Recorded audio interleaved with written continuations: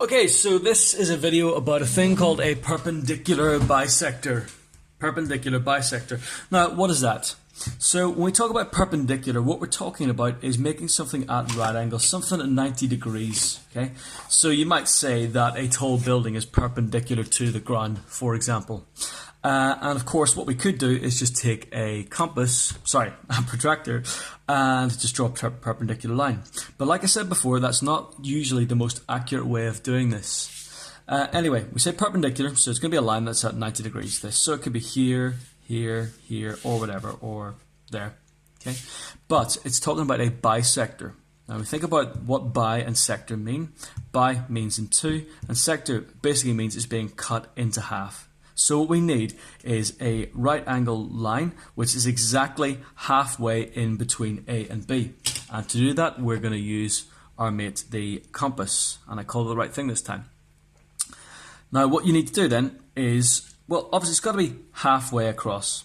Now what we then need to do is make sure our compass is set to more than half of this distance here. So what we could do to check that we're doing that is obviously put a ruler down and we measure 17 centimeters, just a little over 17 centimeters. So that means that we're going to have this a little over 8.5 centimeters. Now I'm going to go way more than that. I'm going to go to about 11 here. And you'll see whenever I do the lines why that is the case. What I'm going to do, I'm going to take the pointy bit of my compass and put it right there at point B. And I'm just going to sweep right up there and do an arc. Again, you do the full circle if you like. There's no point doing the other half of the circle, but you can do it. And then, without changing the distance, you must keep your compass at the same setting. Bring it back over to the opposite side. Put your pointy bit on A, and then sweep that up like this. And we've got very nicely something which will give us a perpendicular bisector, something which goes halfway between those.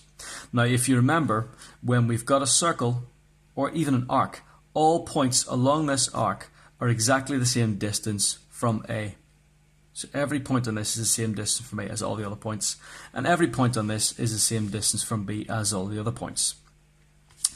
What this also means is because we kept our setting on our compass the exact same, that means that this point is the exact same distance from A as it is from B.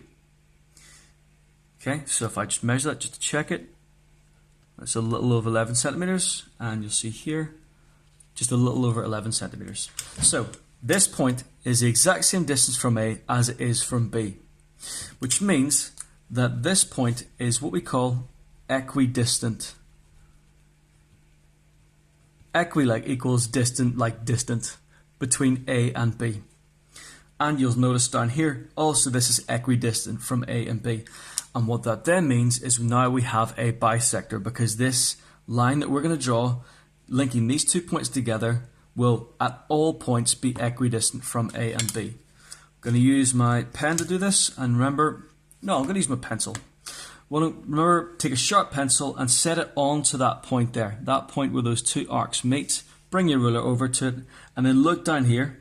Make sure your ruler is also at the point at the bottom, the other point, so look down here, you see that? And then just draw your line.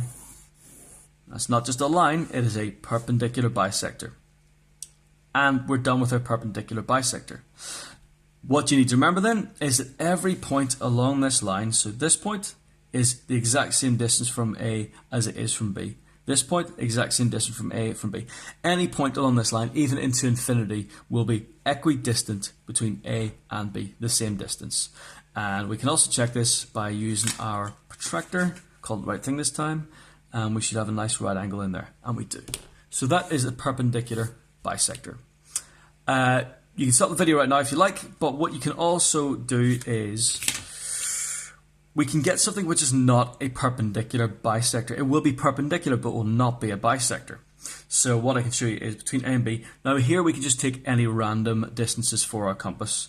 So we could just do, like, let's say this, okay? And let's just squeeze it right in. And we could do this. And you'll notice I can also do a bisector between these points. I can do a perpendicular line between these points, but it will not be a bisector because obviously this distance is much less than this distance here. Anyway, that's your perpendicular bisector.